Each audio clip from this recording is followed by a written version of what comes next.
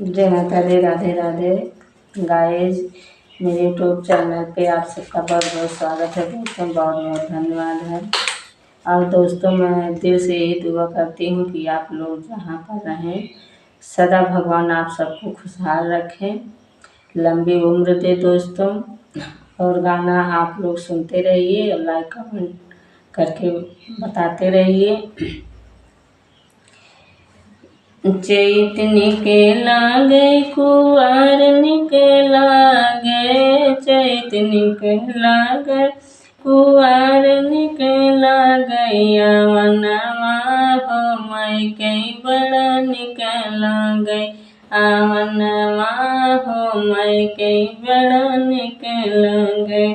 चैत निकला गए कुआर निकला गए, चैत निकला गए कुआर निकला गया वनवा हो मैके बड़ा निकला गए, वनवा हो मैके बड़ा निकला गए। टीका निकला गए बेदिया निकला गए, टीका निकला गए बेदिया निकला गए, सेनुरवा हो मैके बड़ा निकला गए, सेनुरवा हो मैके बड़ा निकला गए। चैत निकला गए कुआर निकला गए, चैत निकला गए कुआर निकला गया वनवा हो मैके बड़ा निकला गया, वनवा हो मैके बड़ा निकला गए।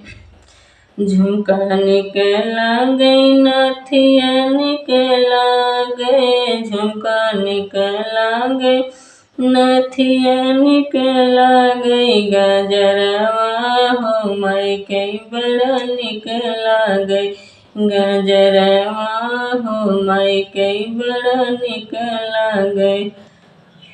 चैत निकला गए कुआर निकला गए, चैत निकला गए कुआर निकला गया वनवा हो मैके बड़ा निकला गया, वनवा हो मैके बड़ा निकला गए। लहंगा निकला गए चुनरी निकला गए, लहंगा निकला गए साड़िया निकला गई, चुनरिया हो मैके बड़ा निकला गई, चुनरिया हो मैके बड़ा निकला गई। चैत निकला गए कुआर निकला गए, चैत निकला गए कुआर निकला गया वनवा हो मैके बड़ा निकला गए, वनवा हो मैके बड़ा निकला गए। छगल निकला गए बिछुआ निकला गए, छगल निकला गए बिछुआ निकला गए, रंगनवा हो मैके बड़ा निकला गए, रंगनवा हो मैके बड़ा निकला गए।